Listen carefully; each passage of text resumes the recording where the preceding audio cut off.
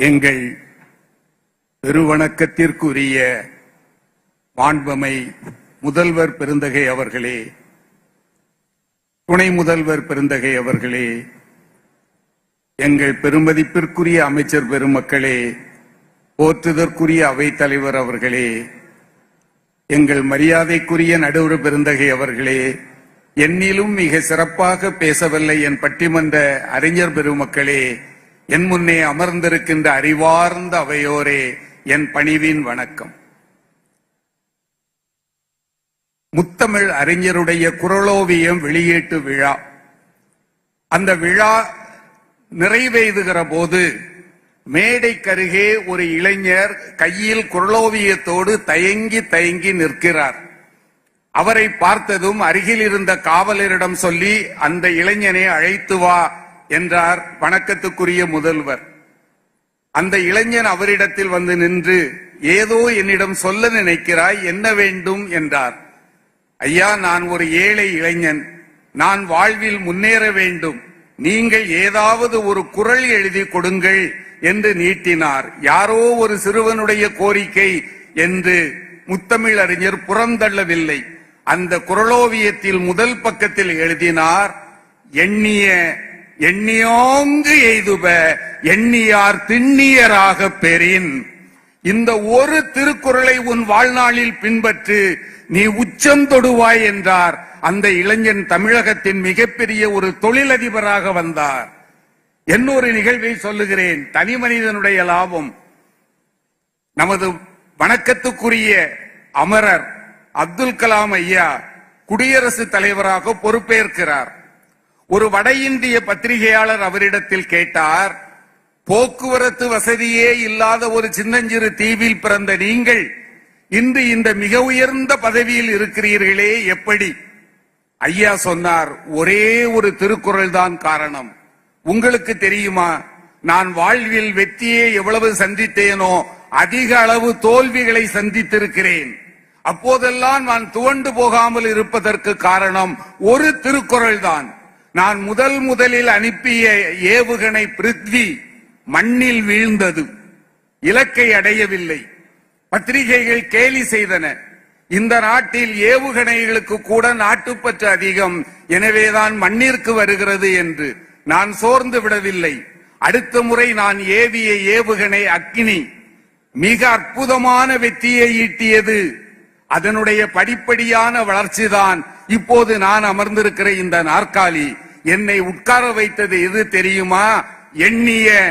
எண்ணியோங்கு எய்துப எண்ணியார் திண்ணியராக பெறின் என்ற ஒரு குறள் தான் என்று சொன்னால் அதைத்தான் நான் சொல்லுகிறேன். நடுவர் அவர்களே, குறள் என்றாலே அறம். பாவேந்தர் பாரதிதாசன் சொன்னார், அறம் இதென்றும் மரம் இதென்றும் யாம் அருகிலாத போது தமிழ் இறையனாரின் திருக்குறளிலே ஒரு சொல் ஏம்பி காட்ட மாட்டாயா என்றார். திருக்குறளில் ஒவ்வொரு சொல்லும் அறம். அறத்தை சமூக அறம், தனிமனித அறம் என்று பிரிக்கலாம். சமூகத்திற்கு ஒட்டுமொத்தமாக அறம் சொல்ல முடியாது.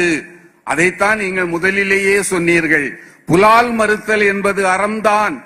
ஆனால் அனைத்து சமூகத்திற்கும் அனைத்து மக்களுக்கும் அறம் என்று அதை சொல்ல முடியுமா? முடியாது. தனி மனிதனை உயர்த்துவதுதான் வள்ளுவத்தினுடைய மிகப்பெரிய நோக்கம். வள்ளுவர் தெளிவாக சொல்லுகிறார், அறத்தான் வருவதே இன்பம், மற்றெல்லாம் புறத்த புகழும் இல. அறத்தின் வழியாக நட. அது மட்டும் போதுமா? வாழ்க்கை அறம் சார்ந்து வாழ வேண்டும். வள்ளுவர் கனவுலகத்தில் வாழ்ந்தவர் அல்ல, நடைமுறை வாழ்க்கையையும் உணர்ந்தவர். நல்லவனாகவும் இருத்தல் வேண்டும், நன்றாகவும் வாழ வேண்டும். நல்லவனாக வாழ்வதற்கு அறம் சார்ந்த வாழ்க்கை, நன்றாக வாழ்வதற்கு சரியான முறையில் பொருளை தேடுவது. எப்படி தேடுவது? அறனீனும் இன்பமும் ஈனும் திறன் அறிந்து தீது இன்றி வந்த பொருள். பொருளை தேடு. எல்லா இடத்திலும் அன்பாக சொல்லுகிற வள்ளுவர் பொருளை பற்றி சொல்லுகிற போது மட்டும் ஆணையிடுகிறார், செய்க பொருளை, பொருளை செய்.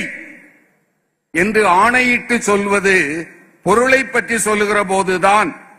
ஆனால் அதில் அழுத்தம் திருத்தமாக சொல்லுகிறார், பொருளை தேடுகிற போது இன்னொருவனுடைய செல்வம் உன்னிடத்தில் வர வேண்டும் என்று நினைக்காதே. அப்படி வந்தால் அது உன்னை கதற கதற அழ வைத்து போய்விடும். ஒருவேளை நீ அறம் சார்ந்த முறையில் தேடிய பொருள் உன் கையை விட்டு போனால் கவலைப்படாதே, 1க்கு 10ஆக அது திரும்பி வரும். அழக்கொண்ட எல்லாம் அழப்போம், ஆனால் நல்லவை இழப்பினும் பிற்பயக்கும் நற்பால் அவை என்று சொல்லி தந்தார். பொருள் தேடுவது எதற்காக? தான் வாழ்வதற்காகவா? நமது புறநானூறு சொல்லும், செல்வத்து பயனே ஈதல் துய்ப்போம் எனினே தப்புன பலவே. பொருளை உனக்காக மட்டும் தேடாதே, உன்னை சுற்றி இருப்பவர்கள் வாழ்வதற்காகவும் உன் பொருள் பயன்பட வேண்டும். அதைத்தான் வள்ளுவ பெருந்தகை சொன்னார். ஒரு நிகழ்வை மட்டும் நான் சொல்லுகிறேன். இந்த குமரி மண்ணில் பிறந்த ஒரு நல் முத்தினுடைய பெயர் கலைவாணர் NSK. அவருடைய பெயரை இந்த மண்ணில் சொல்வதில் பெருமைப்படுகிறேன். நிறைய பொருள் தேடியவர், தேடியதெல்லாம் வாரி வழங்கியவர். ஒரு நாள் அவருடைய வீட்டு வாசலில் ஒரு ஏழை பெண் வந்து நிற்கிறாள். மேடிட்ட வயிறு, அவள் கர்ப்பிணி என்பதை காட்டுகிறது. அவரிடத்தில் வந்து வணங்கி சொன்னாள், ஐயா, நான் ஒரு ஏழை பெண், 8 மாத கர்ப்பிணி. என்னுடைய கணவர் என்னை கைவிட்டு விட்டு சென்று விட்டார். வயதான தாயின் பாதுகாப்பில் இருக்கிறேன், வாழ வழியில்லை, எனக்கு உதவி செய்யுங்கள். கலைவாணர் உள்ளே சென்றார். ஒரு பெருந்தொகையை கொண்டு வந்து கையில் கொடுத்தவா, போய் வா மகளே என்னார். அவ வணங்கினா, தர்ம பிரபு நல்லா இருப்பீங்க. அவர் போனதும் உடனே மதுரை அம்மையார் வந்தாங்க. உங்கள மாதிரி ஒரு ஏமாளிய நான் பார்த்ததே இல்லைன்னாங்க. கலைவாணர் சிரித்து கொண்டே சொன்னார், அப்படி என்ன என்னிடம் கண்டு விட்டாய்? இதோ ஒரு பெண் வந்தாளே, அவள் உண்மையிலேயே கர்ப்பிணியா? துணியை சுருட்டி சேலைக்கு கீழே வைத்துவிட்டு கர்ப்பிணியாக நடித்தாள், ஏமாந்து போய்விட்டீர்களே என்னார். கலைவாணர் சிரித்தார். இதோ பார், நீயும் நானும் நடிகர்கள், நடிப்பதற்காக பணம் வாங்குகிறோம். அவள் கர்ப்பிணி அல்ல, நடிக்கிறாள் என்பது எனக்கு நன்றாகவே தெரியும். பிறகு ஏன் பணம் கொடுத்தேன் தெரியுமா? தேர்ந்த நடிகர்களாகிய நம்முன்னே வந்து ஒரு பெண் நடிக்கிறாள் என்றால் அந்த நடிப்புக்கு பரிசு கொடுக்க வேண்டாமா? நான் கொடுத்தது ஏமாளித்தனம் அல்ல, அந்த நடிப்புக்கு பரிசு என்றார். அதனால் தான் சொல்லுகிறேன், செல்வம் என்பது எப்படி இருக்க வேண்டும் தெரியுமா? நயனுடையான் கண் பட்டதாக இருக்க வேண்டும். மாண்புமே நடுவர் அவர்களே, இந்த ஒரு செய்தியோட முடித்திடுறேன். இன்பத்து பாலை மறந்துவிடவே கூடாது. வள்ளுவர் சொன்னார், ஒரு கணவனுக்கும் மனைவிக்கும் இடையே இருக்கிற உறவை அதைவிட புனிதமாக எவரும் சொன்னதில்லை. உடம்பொடு உயிரிடை என்ன மற்றும் மடந்தையடு எம்மிடை நட்பு. முடிச்சிடுறேன் நடுவர்களே, ஒரே நிமிடம் முடிச்சிடுறேன். அவர் சொன்னார் பாருங்க, அதாவது இந்த நட்பு என்பது எத்தகையதாக இருக்க வேண்டும்? ஒரு காதல் என்பது இரு நோக்கு இவள் உண்கண் உள்ளது, ஒரு நோக்கு நோய் நோக்கு, ஒன்று நோய்க்கு மருந்து. ஒரு முறை பார்த்தால் நோய், அடுத்த முறை பார்த்தால் நோய் தீர்ந்து விடுகிறது. இதை மீரா எளிமையாக எழுதினார். நீ தலை சாய்த்து ஓரக்கண்ணால் என்னை பார்த்தாய், நெஞ்சில் முள் பாய்ந்தது. முள்ளை முள்ளால் தானே எடுக்க வேண்டும், எங்கே இன்னும் ஒரு முறை பார்.